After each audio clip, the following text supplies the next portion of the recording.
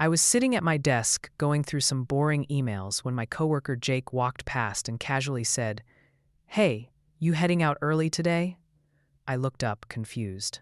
"No, why would I be?" He shrugged. "Oh, I just heard from someone that you were leaving at 3. My bad." And he walked away. That was weird. I hadn't told anyone I was leaving early. I wasn't leaving early. I had a full day of work planned. But something about the way Jake said it, like he'd heard it from someone specific, made my stomach turn. I pulled out my phone and texted my wife, Lisa.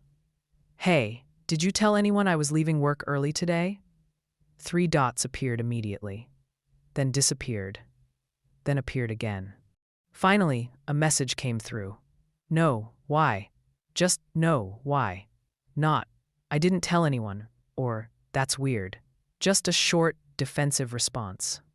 My gut told me something was off. I need to back up here and explain what had been going on for the past few months. Lisa and I had been married for 7 years. We met at a mutual friend's party, dated for 2 years, got married in a small ceremony with close family and friends. Everything seemed normal. Everything seemed fine. We both worked full-time jobs. She was a nurse at the local hospital. I worked in IT for a manufacturing company. We had a nice house in the suburbs, 2 cars, a golden retriever named Cooper.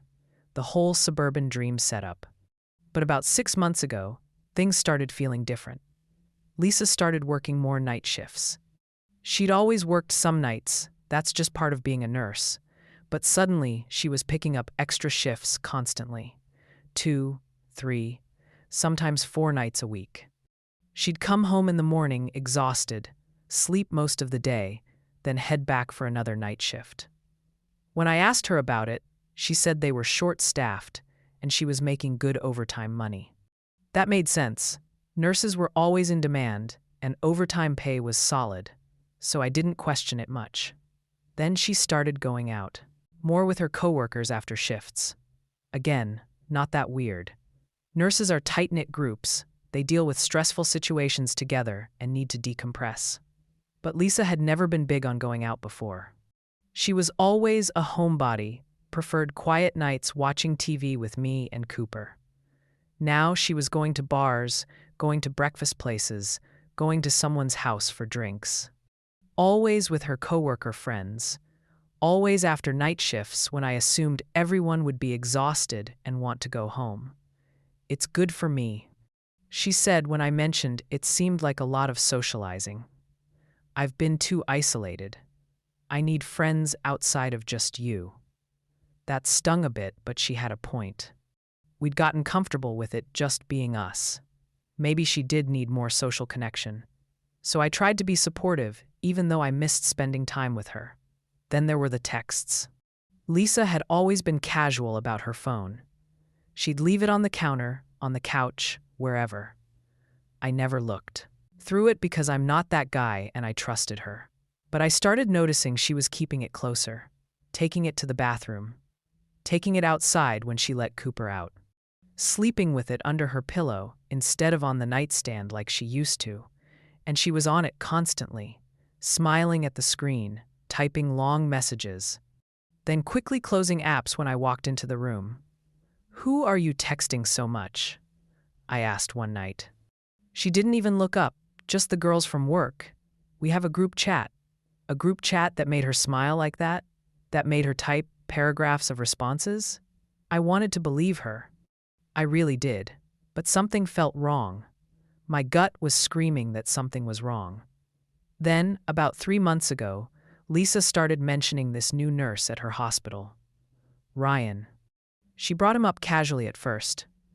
"Ryan showed me a better way to organize the med cart today." Ryan made everyone laugh during our break with this stupid joke. "Ryan is really good at dealing with difficult patients. Ryan this, Ryan that, always Ryan." I tried not to be that jealous husband. Coworkers talk about each other. That's normal. But the frequency of Ryan mentions was increasing, and Lisa's face would light up when she talked about him in a way it hadn't lit up talking about me in a long time. I asked her once, trying to sound casual, "So, what's Ryan like?" She got defensive immediately. Why are you asking? Just curious since you mention him a lot. I don't mention him a lot. He's just a coworker. Why are you being weird about this? And she shut down the conversation completely. That defensiveness told me everything. If Ryan was just a coworker, why get defensive about a simple question? I started paying more attention after that. Started noticing patterns. Lisa would pick up extra shifts on nights when she said Ryan was working. She'd come home smelling like men's cologne sometimes, not the cheap hospital smell, but actual nice cologne. Her clothes would be wrinkled in ways that didn't make sense from a nursing shift. She started dressing nicer for work, doing her makeup more, wearing her hair down instead of in a ponytail. I just want to look professional, she said when I mentioned it. Professional for who? She was a nurse. She wore scrubs. But I didn't push it. Then 2 months ago, I found a receipt in Lisa's purse. I wasn't snooping. I was looking for a pen, and her purse was on the counter. The receipt was from a hotel. A nice hotel downtown. For a room. Dated 3 weeks earlier on a night, Lisa had supposedly worked a double shift. My hands were shaking, holding that receipt. There had to be an explanation. Maybe the hospital put someone up there. Maybe a patient's family stayed there and dropped the receipt. Maybe anything other than what my brain was screaming at me. I took a picture of the receipt with my phone and put it back. I didn't confront Lisa. Not yet. I needed to know more first. So I did something I never thought I'd do. I started tracking her phone. There's this app you can put on someone's phone if you have access to it. It shows their location in real time. It's meant for parents tracking kids or finding lost phones, but people use it for other things too. I felt disgusting doing it. Felt like I was violating her privacy and her trust. But she'd been violating mine for months, if my suspicions were right. I waited until she was in the shower one morning, grabbed her phone, and installed the app. It took less than 2 minutes. I deleted the confirmation email from her account. Made sure there was no trace of it on her phone. Then I put it back where she'd left it. My heart was pounding the entire time. I felt like a criminal. But I needed to know the truth. For the next few weeks, I watched her location whenever she said she was working. Most of the time, she was at the hospital just like she said. Those nights I felt guilty for doubting her, felt like a terrible husband for spying on her. But then there were other nights. Nights when her location showed her at that same hotel downtown. Nights when she'd text me saying she was swamped at work and couldn't talk, but her location showed her sitting in a hotel room for hours. Nights when she came home and told me about her difficult shift while I knew she'd been nowhere near the hospital. I felt sick. Physically sick. The woman I married, the woman I trusted, the woman I'd built a life with, was lying to me, was cheating on me, was sneaking off to hotel rooms while telling me she was saving lives at the hospital.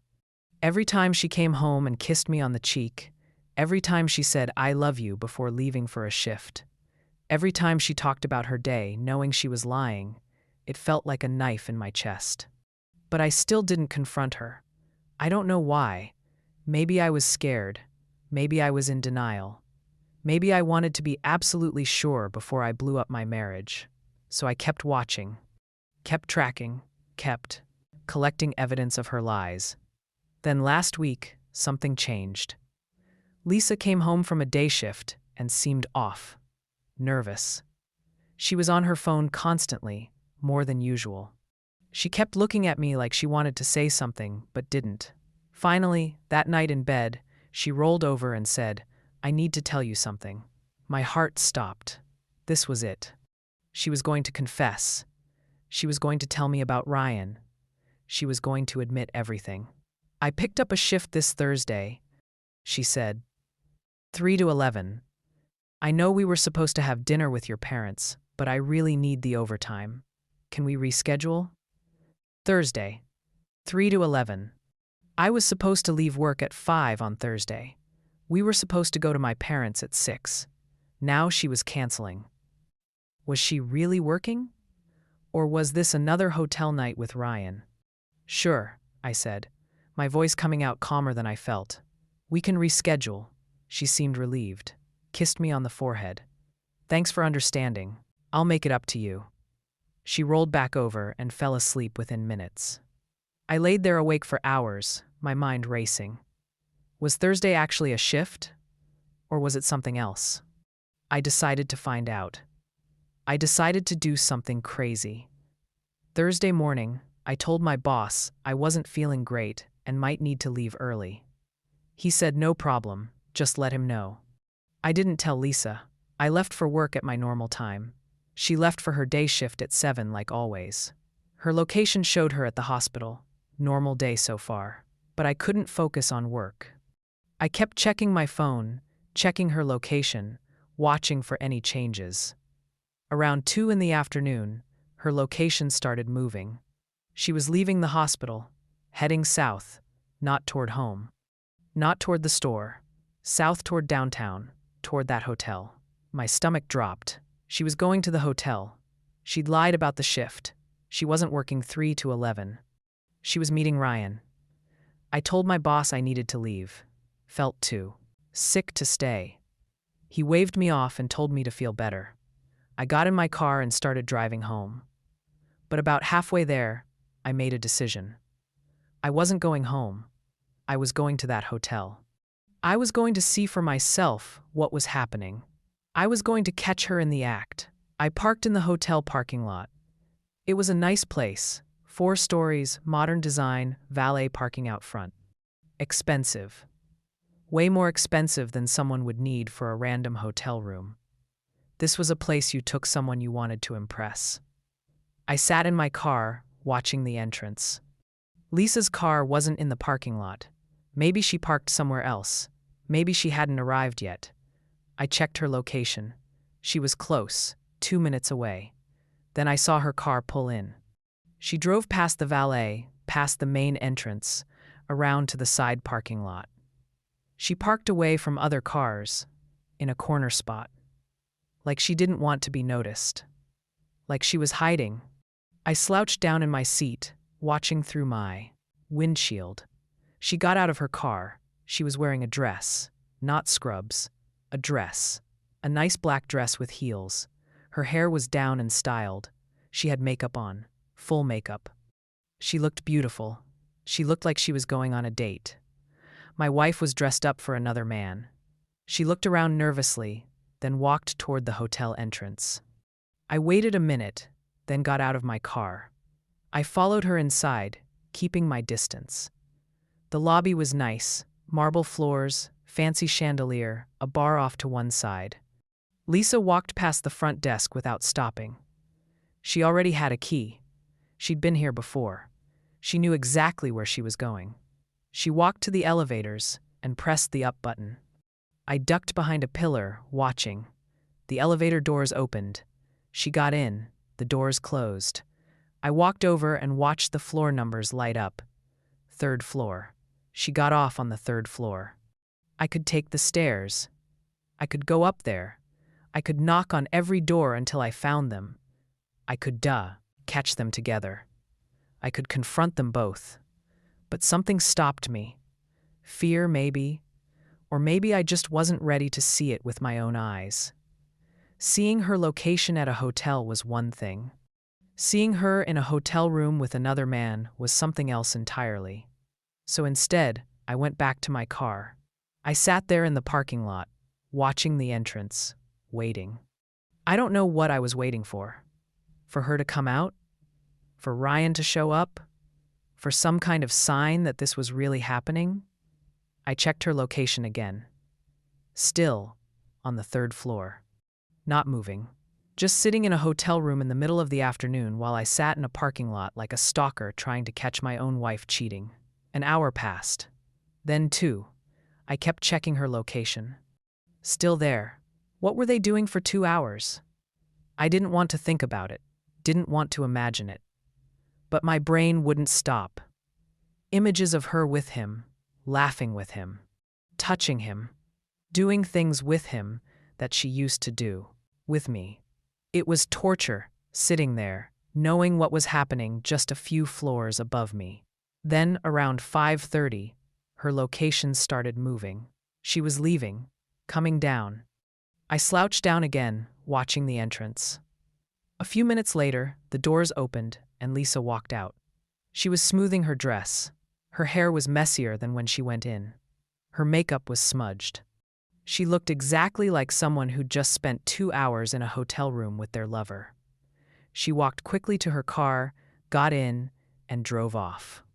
I waited until she was gone, then checked her location again.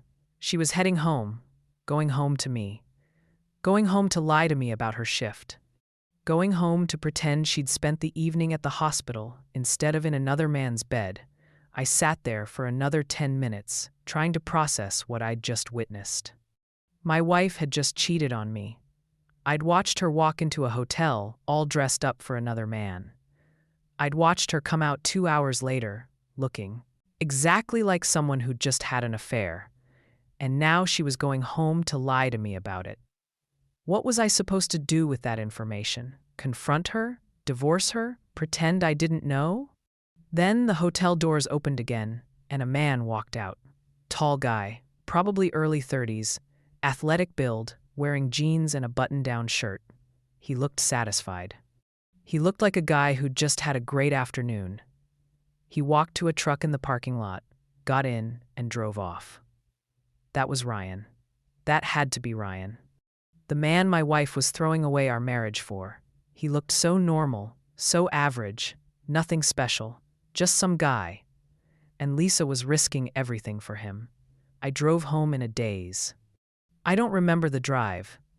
I just remember pulling into our driveway and sitting there trying to figure out what to say. How do you confront your wife about something like this?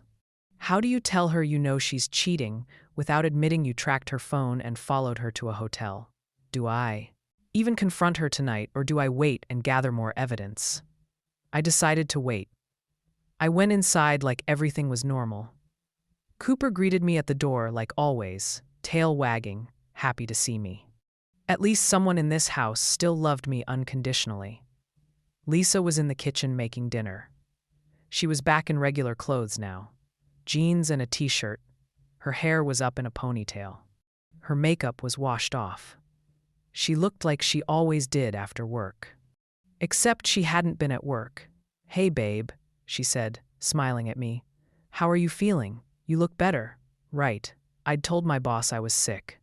I had to keep that story going. Yeah, I felt better after I got home and rested. Sorry I worried you. No worries, I'm glad you're okay. I made your favorite, chicken parmesan. She walked over and kissed me on the lips, the same lips that had probably kissed Ryan a few hours ago. I wanted to pull away, wanted to scream at her, wanted to tell her I knew everything, but I didn't. I just kissed her back and said, "Thanks, that smells great." We ate dinner together. She told me about her day, made up an entire story about her shift at the hospital, a difficult patient, a new doctor who didn't know the systems, her lunch break where she and some coworkers tried a new sandwich place nearby. All lies. Every word out of her mouth was a lie, and she told them so easily, so naturally, like she'd done this 100 times before. Maybe she had. How long had this been going on? How many shifts had been hotel visits? How many stories had been complete fabrications? I barely tasted my food. I nodded and made appropriate responses while she talked, asked follow-up questions, pretended to care about her fake day, pretended our marriage wasn't completely destroyed, pretended I was still the trusting husband who believed everything she said. It was the hardest performance of my life. After dinner, we watched TV together on the couch. She curled up next to me like she always did, rested her head on my shoulder, held my hand, played with Cooper at our feet. We looked like a normal, happy couple, but I felt nothing, just numbness. Just this hollow, empty feeling where love used to be. The woman next to me wasn't my wife anymore. She was a stranger, a liar, a cheater, someone I didn't know at all. That night in bed, she initiated sex.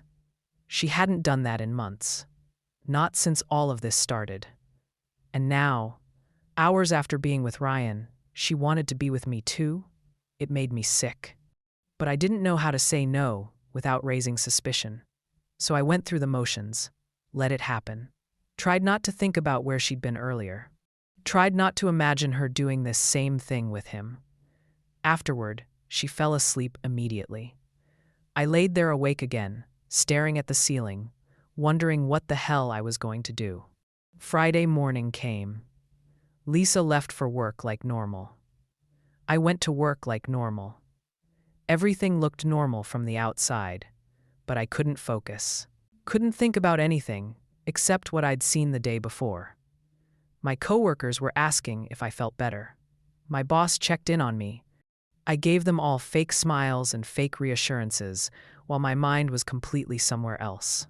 Around mid-morning, that's when Jake made his comment. About me leaving early. About hearing that I was leaving at 3. And that's when everything clicked.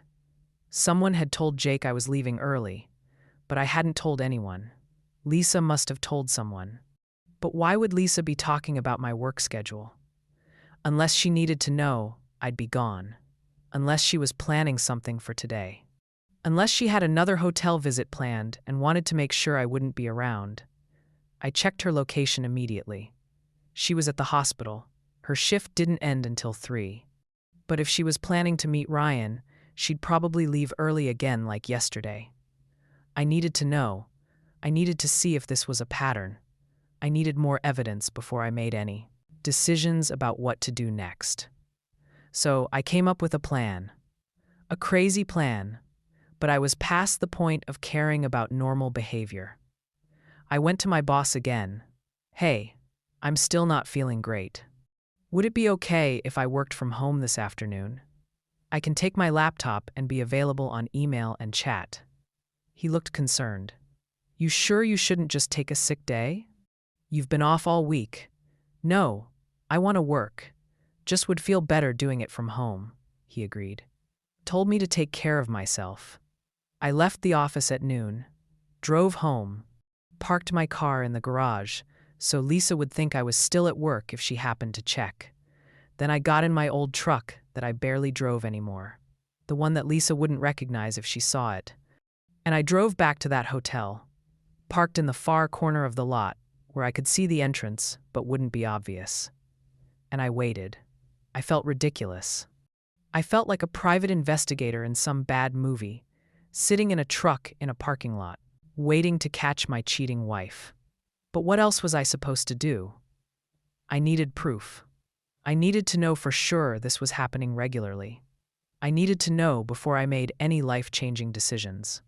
Around 2:30, Lisa's car pulled into the parking lot. Same routine as yesterday. She parked in the corner away from other cars. She was wearing a different dress today, blue this time. Still dressed up, still looking like she was going on a date. She got out, looked around nervously, and walked into the hotel. I watched her go inside. Watched her walk past the front desk without stopping. Watched her get on the elevator.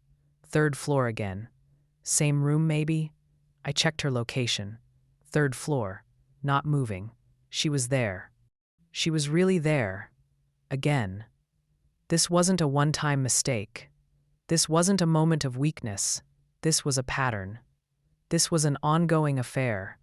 My wife was having a full-blown relationship with another man and lying to me every single day about it. About 20 minutes later, a truck pulled into the lot. Same truck from yesterday. Ryan. He parked near Lisa's car, got out wearing jeans and a t-shirt this time, more casual. He looked excited. Had this stupid smile on his face. He practically jogged to the hotel entrance. This guy was excited to go sleep with my wife. Was excited to sneak around and have an affair with a married woman. What kind of person does that? I wanted to get out of my truck. Wanted to go confront him. Wanted to punch him in his smiling face. But I stayed put. Getting in a fight in a hotel parking lot wasn't going to solve anything. It would just make things worse. So I sat there, gripping my steering wheel, watching this man walk into the hotel to meet my wife. 2 hours passed. Longest 2 hours of my life. I kept checking her location. Still on the third floor. Still not moving. What were they doing up there all that time? I knew what they were doing. I just didn't want to think about it. Didn't want to picture it. But my brain wouldn't cooperate. Images kept flooding in. Her laughing with him. Her touching him. Her doing things with him that she used to do with me. Her giving him attention and affection and time that should have been mine. Around 5, they started coming out. Ryan first. Same satisfied look on his face. Got in his truck and drove off. Then, 5 minutes later, Lisa. Hair messy again, dress wrinkled, walking quickly to her car. She got in and sat there for a minute, probably checking her makeup. Probably making sure she looked normal before going home. Then she drove off. I watched her car disappear. Checked her location. She was heading home. Going home to lie to me again. Going home to pretend she'd been at work. Going home to act like everything was fine. I sat in that parking lot for another 30 minutes. I didn't want to go home yet. Didn't want to face her.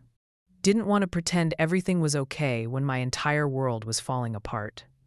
But I couldn't sit there. Forever. Eventually, I had to go home. Had to face this.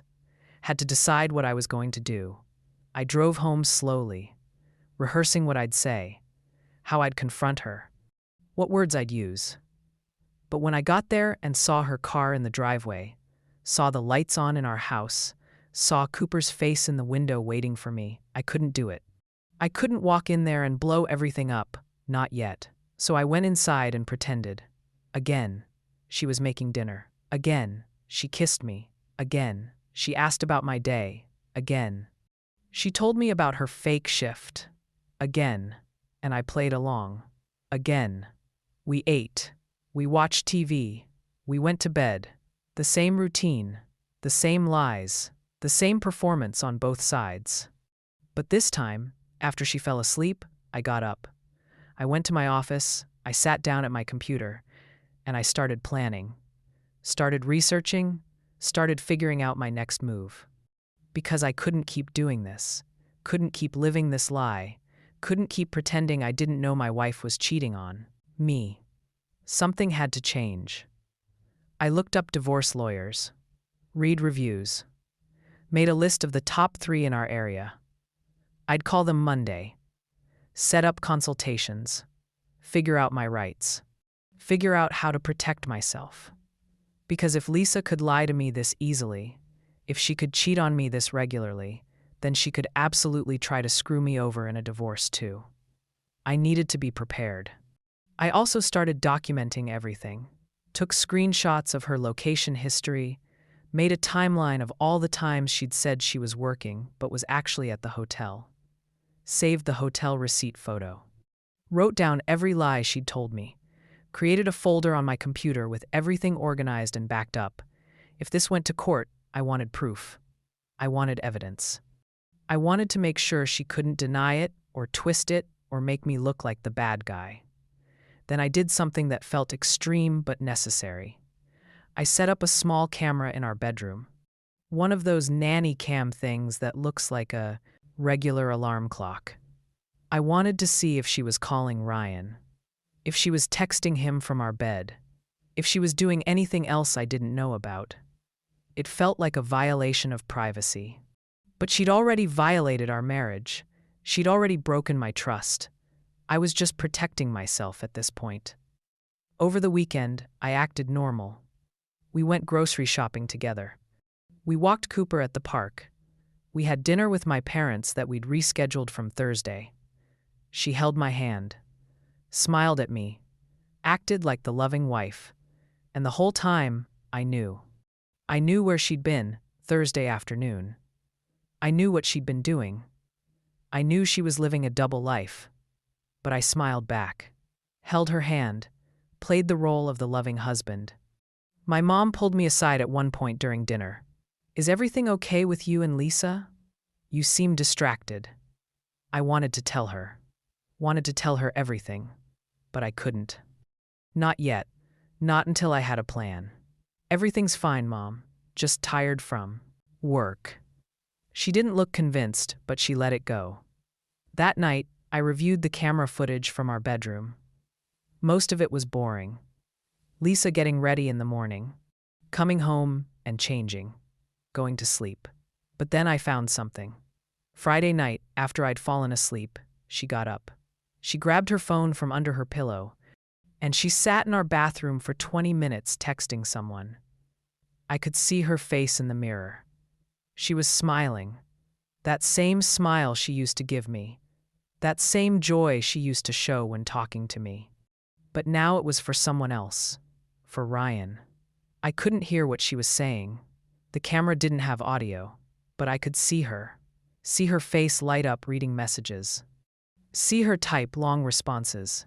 See her bite her lip the way she does when she's flirting. After 20 minutes, she came back to bed, put her phone under her pillow, curled up next to me, went to sleep. And I'd had no idea. I'd been sleeping right there while she was texting her lover. In our bathroom. Monday morning came. I called the first divorce lawyer on my list during my lunch break. Her name was Patricia. Same name as the lawyer from that story I'd read online about the woman whose husband served her at work. Maybe that was a sign. Patricia had a opening that afternoon. I took it. Told my boss I had a doctor's appointment. Patricia's office was in a nice building downtown, professional but not stuffy. She was probably 50, gray hair, sharp eyes, firm handshake. We sat in her office and I told her everything. The location tracking, the hotel visits, the lies, the affair, the evidence I'd collected. She listened without interrupting, took notes, nodded in places. When I finished, she leaned back in her chair. "You've done good work documenting everything," she said. "That's going to help. Now, let's talk about what you want. Do you want to try to save this marriage, counseling, or do you want a divorce?" I thought about it. Did I want to save this? Could I ever trust Lisa again? Could I ever look at her without seeing her walking into that hotel? Could I ever touch her without thinking about her touching Ryan? "I want a divorce," I said. The words felt heavy but right. I can't get past this. I can't trust her again. I want out. Patricia nodded. "Okay, then here's what we do. We file for divorce. We request full disclosure of all finances. We present evidence of the affair. Now, you're in a no-fault divorce state, which means the affair itself doesn't impact asset division. But it can impact other things. Alimony, for instance. If she's been lying and cheating, a judge is less likely to award her alimony." "What about the house?" I asked. We'd bought it together 5 years ago, both our names on the deed. Both of us paying the mortgage. The house will likely be sold and proceeds split unless one of you wants to buy the other out. Do you want to keep the house? I thought about it. Did I want to stay in the house where Lisa had lied to me for months? Where she'd texted Ryan from our bathroom? Where we'd played house while she was living a double life? "No," I said. "Sell it, split it, I'll start fresh somewhere else." "Fair enough. What about debt? Do you have joint credit cards? Joint accounts?" We did. We'd combined our finances when we got married. Joint checking, joint savings, joint credit cards, everything together. "We'll need to separate those immediately," Patricia said. "Open your own accounts. Move your paycheck there. Close joint credit cards or at least stop using them. You don't want her racking up debt that you'll be responsible for." That hadn't occurred to me, but she was right. If Lisa knew I was onto her, if she knew I was filing for divorce, she could absolutely drain our accounts or max out credit cards out of spite. I needed to protect myself financially. "Do it this week," Patricia said. "Before you serve her, before she knows anything is happening, protect your assets first." Then we hit her with papers. "Should I move out?" I asked.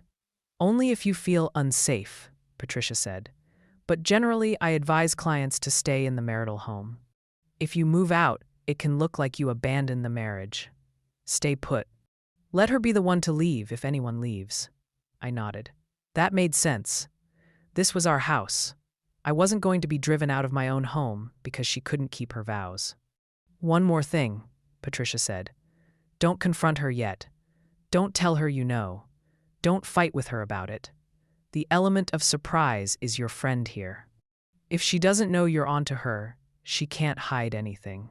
Can't prepare a defense, can't drain accounts or make up stories. We serve her when she least expects it. That's when we have the most leverage. I'd read this advice before.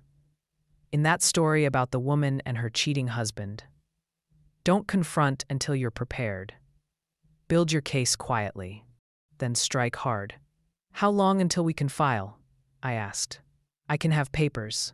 Ready in a week, Patricia said. Then we just need to serve her. Where would be the best place? Work? Home? I thought about it. Lisa had hurt me by lying and cheating. But did I want to humiliate her at work like that husband had tried to do to his wife?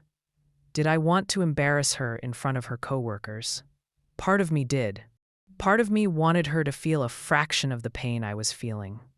But another part of me just wanted this over with. Wanted to move on. Didn't want to play games. Serve her at home, I said. I'll make sure I'm there when it happens. I want to see her face. Patricia nodded. We can do that. I'll have papers ready by next Monday. We'll serve her that evening. Be prepared for her to be angry, to be defensive, to deny everything even with evidence. People don't like being caught. I was ready, or at least I thought I was. That week was surreal. I went through the motions of being a husband while planning to divorce my wife. I opened a new bank account at a different bank, changed my direct deposit to go there instead of our joint account, moved half our savings into my new account. Lisa didn't notice. She wasn't paying attention to finances. She was too busy planning her next hotel visit. I also went to our safe and took out important documents. My birth certificate, passport, social security card, our marriage license, the deed to the house, car titles, everything. I made copies of everything and gave them to Patricia. Kept the originals in a locked box at my office.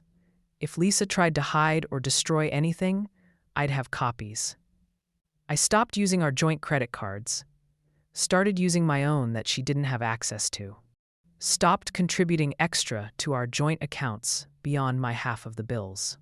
I was separating myself financially bit by bit, preparing for when everything would be officially separated. And I kept watching her location, kept documenting her lies. Thursday came again. She said she had another evening shift, 3-11. I checked her location, all evening. Hospital until 2:45. Then, moving south, toward the hotel. She was there from 3:15 to 5:30. Then, heading home. Same pattern. Same lies. I took screenshots of everything, added it to my evidence folder. Friday evening, Patricia called. Papers are ready. When do you want to serve her? Monday. I said. Monday evening when she gets home from her day shift. We'll have a process server there at 6. Be ready. This is going to be ugly. I was as ready as I'd ever be. That weekend was the hardest yet. Knowing it was our last weekend as a married couple. Knowing that in 48 hours, everything would explode. Knowing that Lisa had no idea what was coming. Part of me wanted to tell her. Wanted to give her a heads up, but I didn't. She hadn't given me a heads up before starting an affair. She hadn't warned me before lying to me for months. She'd made her choices. Now I was making mine. Sunday night, Lisa cuddled. Up to me on the couch. I love you, she said. I didn't respond. Couldn't make myself say it back. She noticed. Are you okay? You've been weird lately. Just stressed with work, I lied. She accepted that easy answer. Kissed my cheek. Went back to watching TV. She had no idea that tomorrow, her whole world would change. Monday morning came. Lisa left for her day shift at 7. I went to work at 8. Went through my day on autopilot. Couldn't focus. Couldn't think about anything except what was going to happen in a few hours. At 5, I left the office. Drove home. Got there before Lisa. Let Cooper out. Gave him extra treats because he was a good boy and none of this was his fault. Waited. Lisa got home at 5:45. She walked in smiling. Hey babe, how was your day? Fine. Yours? Good. Had a couple difficult patients, but nothing major. Lies. I checked her location during the day. She'd been at the hospital her whole shift. At least that part was true. But who knows what she did on her lunch break? Who knows who she texted? Who knows what she was planning for later this week? At exactly 6 o'clock, there was a knock on the door. Cooper barked. Lisa looked confused. Are we expecting someone? No, I said. But I knew exactly who it was. I opened the door. A man in a suit stood there holding an envelope. Lisa Mitchell? He asked, looking past me. Lisa came to the door. That's me. You've been served, he said, handing her the envelope. Then he walked away. Lisa stood there, staring at the envelope. Her hands were shaking. What is this? She opened it, started reading. I watched her face change. Confusion, shock, anger, fear. All in the span of 30 seconds. You're divorcing me? Her voice was barely a whisper. Yes. Why? What did I do? The audacity of that question. What did she do? You really want to play this game, Lisa? She looked up at me. There were tears in her eyes. I don't understand. Things have been fine between us. We're happy. Why would you do this? Things haven't been fine. We haven't been happy. And you know exactly why I'm doing this. No, I don't. Tell me. Please. She was good. She was really good. The tears, the confusion, the innocent act. If I didn't have proof, I might have believed her. Might have thought I was making a mistake. Ryan, I said. Just his name, nothing else. Her face went white. I don't know what you're talking about. Yes, you do. Ryan from the hospital. Your coworker, your lover, the guy you've been meeting at a hotel downtown every week for the past few months. That's not true. I don't know where you're getting this information, but it's not true. I pulled out my phone, showed her the screenshots of her location history. You weren't at work last Thursday. You were at the Marriott downtown from 3 to 5:30. Same place you were the Thursday before that. And the Thursday before that. She stared at the phone. Her mouth opened, but no words came out. You tracked my phone? She finally said. How could you do that? That's a violation of my privacy. Your privacy? You're worried about your privacy?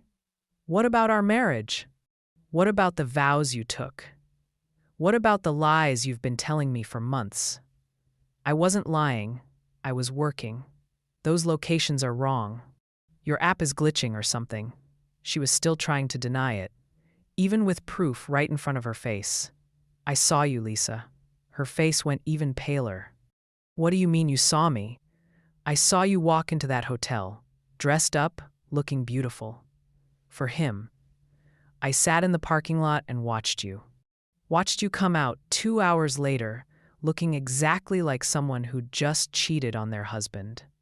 I saw him too, Ryan. Saw him walk in after you. Saw him come out looking very satisfied with himself. Tears were streaming down her face now. You followed me? You spied on me? You gave me no choice. You were lying to me. I needed to know the truth. So you stalked. Me? You invaded my privacy? You tracked my phone without my permission? That's crazy. That's controlling. That's abusive. She was trying to flip this on me, trying to make me the bad guy. Don't do that. Don't try to make this my fault. You're the one who cheated. You're the one who lied. You're the one who destroyed our marriage. I didn't destroy anything, she said, her voice getting louder. You destroyed it by not trusting me. By tracking me like I'm some criminal. By following me around. By serving me divorce papers without even talking to me first. What was there to talk about? You've been having an affair for months. You've been lying to me every single day. What could you possibly say that would make that okay? It's not what you think, she said desperately. Ryan and I are just friends. We talk. We vent about work. That's all it is. Just friends don't meet in hotel rooms, Lisa. Just friends don't lie about their schedules to spend time together. Just friends don't get dressed up and sneak around behind their spouse's back. We're not sleeping together. I swear, we're just friends. I laughed. Actually laughed. You expect me to believe that? You're meeting a guy in a hotel room for 2 hours multiple times a week and nothing's happening? Do you think I'm stupid? It's the truth. We just talk.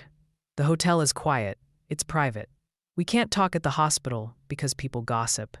So we meet there. But we're not having an affair. Then why lie about it?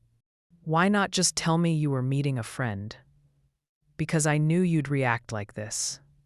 I knew you'd get jealous and insecure. I knew you wouldn't understand. You're right. I don't understand. I don't understand why my wife needs to secretly meet another man in a hotel room. I don't understand why she has to lie about working to spend time with him. I don't understand why she gets dressed up for him, but walks around in sweatpants with me. That's not fair, she said. I get dressed up for work all the time. Not like that, you don't. I've seen you go to work, scrubs and a ponytail. But for Ryan, black dresses and heels and full makeup. You put more effort into seeing him than you've put into our marriage in years. That's because you stopped trying. You stopped caring. You stopped making me feel special. Ryan makes me feel seen. He makes me feel valued. He pays attention to me. And there it was. The truth. It wasn't about work, stress, or needing a friend. It was about her feeling neglected. About me not being enough. About her finding someone else to give her attention. So this is my fault? I drove you to cheat? I didn't cheat. And even if I did, yes, you played a part in it. You got comfortable. You stopped dating me. You stopped trying to impress me. You just expected me to be happy with boring routine forever. We've been married 7 years, Lisa. That's what marriage is. It's routine. It's partnership. It's choosing each other every day, even when it's not exciting. But you didn't choose me. You chose him. I chose both, she said quietly. I love you. I love our life. But I also have feelings for Ryan. Can't you understand that? Can't you understand I can care about both of you? I stared at her. She actually thought she could have both of us. Thought she could keep me as her stable husband while having Ryan as her exciting lover. Thought she could maintain 2 relationships and nobody would get hurt. No, Lisa. That's not how this works. You don't get to have both. You made a choice when you started seeing him. You chose him over me. Now you have to live with that choice. Please don't do this, she begged. Please don't throw away 7 years of marriage over a mistake. I'll stop seeing him. I'll block his number. I'll change jobs if I have to. Just please don't divorce me. It's too late. The papers are filed. My lawyer is already working on everything. It's over. But I love you. Doesn't that matter? Don't 7 years. Together matter? If you loved me, you wouldn't have cheated on me. If 7 years mattered to you, you wouldn't have risked them for some guy you've known for a few months. You made your choices, Lisa. Now I'm making mine. She fell to her knees, crying. Actual sobbing. Cooper came over and nudged her with his nose. Even the dog felt bad for her. But I didn't. I felt nothing. Just emptiness, where love used to be. Where will I go? She asked, through tears. I don't care. Go stay with Ryan. Go stay with friends. Go stay at a hotel. Anywhere but here. This is my house too. You can't kick me out. The papers request that you vacate the premises pending the divorce proceedings. My lawyer will argue that since you're the one who committed adultery, you should be the one to leave. Adultery? We're not in the 1800s. Nobody cares about adultery anymore. The court might care when I show them evidence of you using marital funds and time to conduct your affair. When I show them the lies you've told, when I show them the hotel receipts and the location data and everything else I've documented. She looked terrified. You've been building a case against me? For how long? Long enough. I'm not going to let you play victim here, Lisa. I'm not going to let you twist this into me being the bad guy. You cheated. You lied. You destroyed our marriage. And I have proof of all of it. I want a lawyer, she said, standing up. I'm not going to talk to you anymore without a lawyer. Good. Have your lawyer call mine. They can work out the details. I walked to our bedroom, started packing a bag. She followed me. What are you doing? I'm going to stay somewhere else for a few days. Let you process this. Let you figure out your next move. But I want you out of this house by the end of the week. You can't force me out. This is my home. We'll see what the court says about that.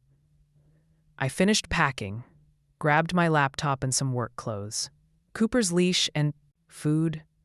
I wasn't leaving him alone with her. You're taking Cooper? She asked, noticing the dog stuff. Yes. That's not fair. He's my dog too. Sue me. Add it to the list of things your lawyer can fight about. I called Cooper.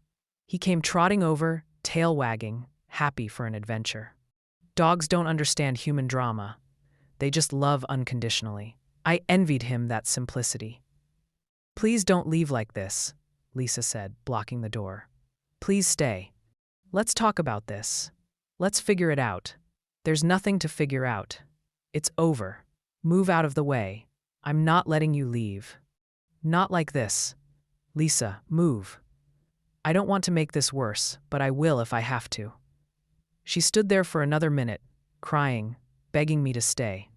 But eventually she moved aside. I walked past her, loaded my stuff in my truck, put Cooper in the passenger seat, started the engine. I looked at the house one last time, our house, where we'd been happy once upon a time, where we'd made plans and dreams and promises. All of it gone now. All of it destroyed by lies and betrayal. I backed out of the driveway and drove away. I didn't look back.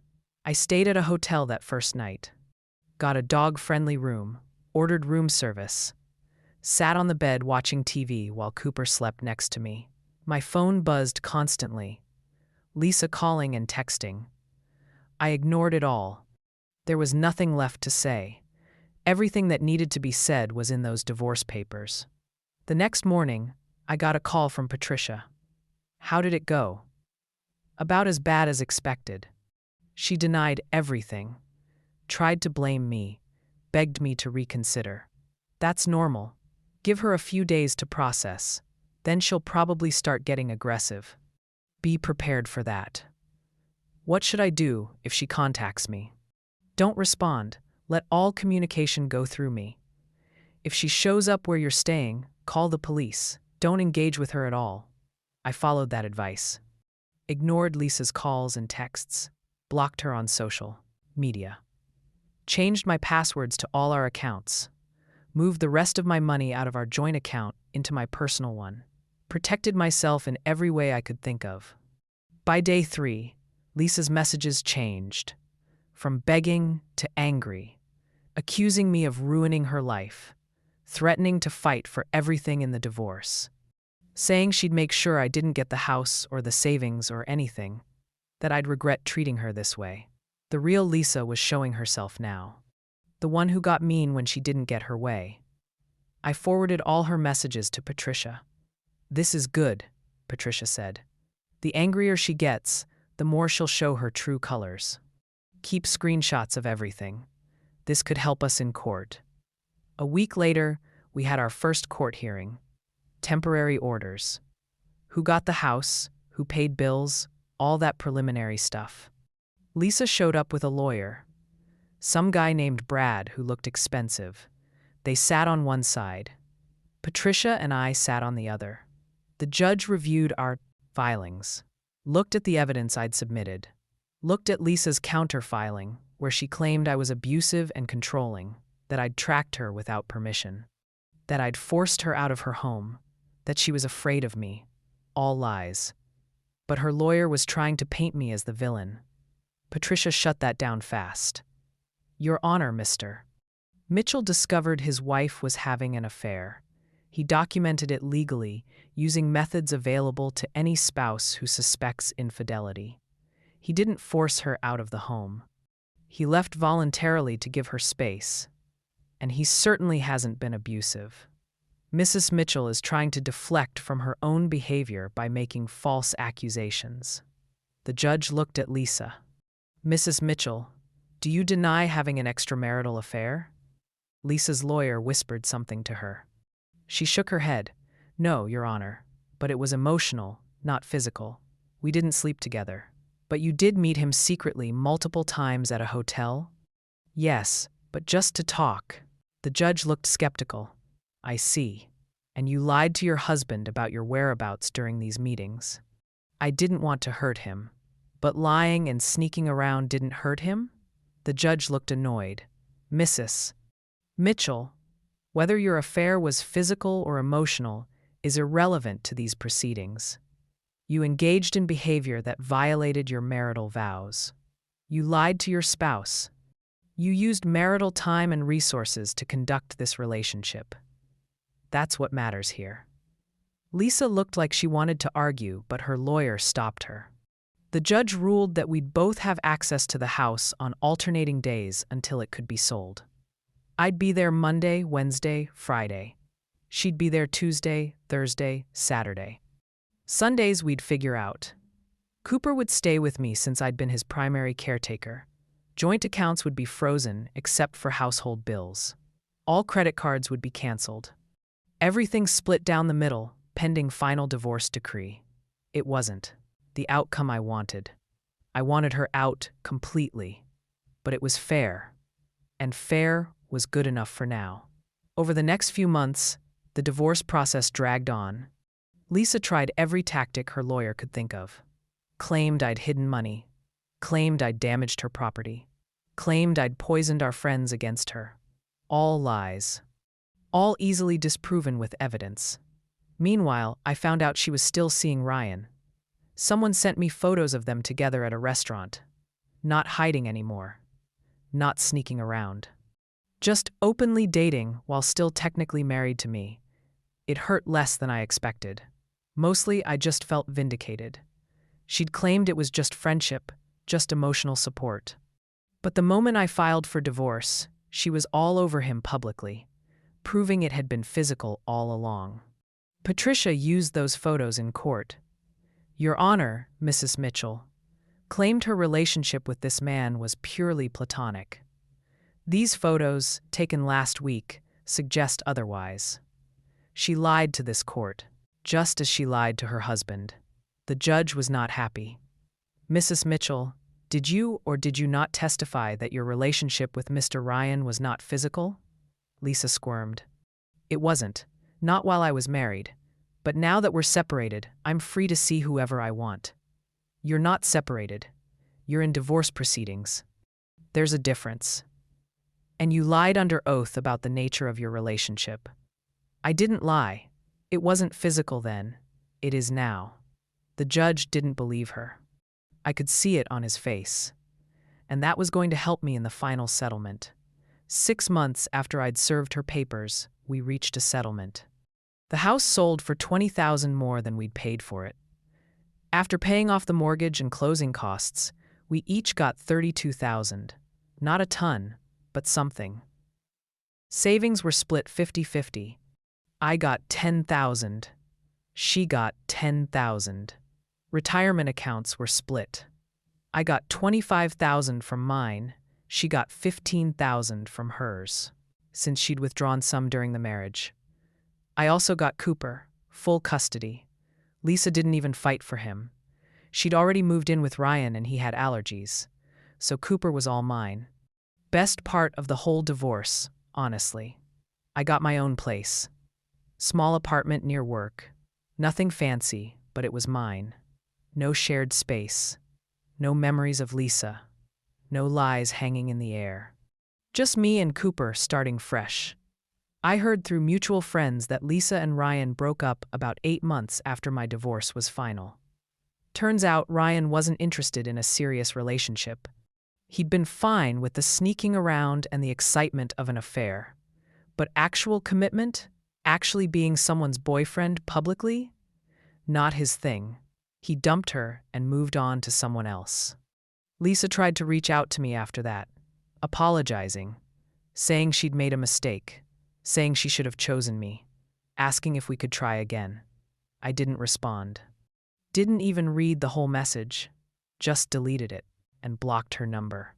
She'd made her choice. She'd chosen excitement over stability, lies over honesty, Ryan over me. Now she had to live with the consequences. I started dating again about a year after the divorce. Nothing serious at first, just coffee dates and casual dinners. Getting back into the rhythm of being single, learning how to trust again. It was hard. Every time a woman was on her phone too much, I wondered if she was texting someone else. Every time someone was late or canceled plans, I wondered if they were lying. But my therapist helped me work through that. Helped me understand that Lisa's betrayal didn't mean every woman would betray me. I met someone eventually. Her name is Amanda. She's a teacher, divorced like me. Has a kid from her previous marriage. We've been together for 6 months now. It's good. She's honest, communicative, doesn't play games. We both have trust issues from our past relationships, so we're very intentional about being transparent with each other.